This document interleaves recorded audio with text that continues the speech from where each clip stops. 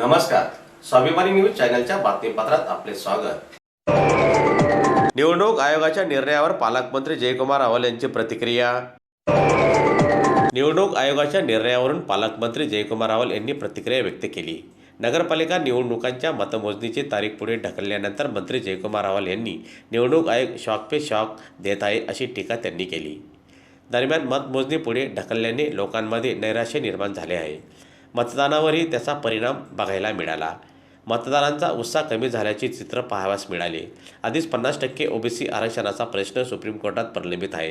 त्यात आता मतमोजणी पुढे ढकलण्याचा निर्णय घेऊन निवडणूक आयोगाने तिसरा शॉक दिला असे मंत्री जयकुमार रावल म्हणाले। दोंडाईच्या शहरामध्ये नगराध्यक्ष आणि 26च्या 26 नगरसेवक बिनविरोध झाले।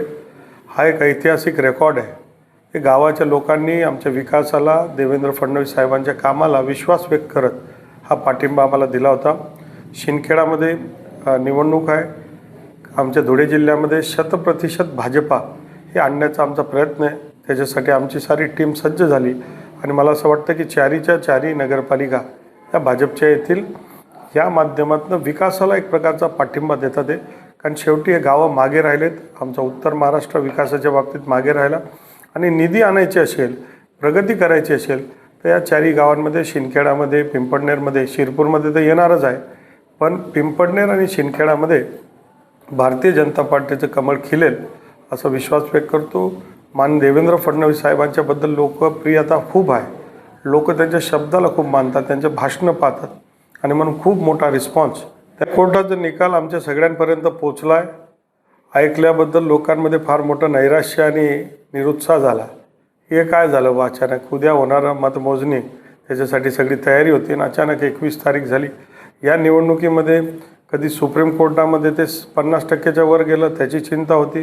पुढे सरकल्यानंतर या बाकीच्या गोष्टींची निवडणुकांच्या बाबतीत चिंता झाली, त्याला रद्द केले आणि पुढे ढकलली। हे सुद्धा पहिल्यांदाच घडलं आणि आता हे अजून तिसरा शॉक पे शॉक देते। खरं तर निवडणूक आयोगाने याच्यामध्ये दक्षता घेतली पाहिजे, कारण जनभावना याच्याशी जुडलेली असते आणि जर सुरळीत सगळ्या गोष्टी झाल्या, पारदर्शक झाल्या तर अधिक उत्साह येत असतात। तारखा बदलणं, ऐनवेळेस लोकांमध्ये निरोध होतात। सर्व पक्षांमध्ये, सर्व पक्षाचे कार्यकर्ते, जनता, वोटर यांच्यामध्ये एक नैराश्य आणि नाराजगीचा सूर आहे। हे व्हायला नको पाहिजे होतं। जे आहे ते टाईम टेबल फॉलो झाला पाहिजे होता।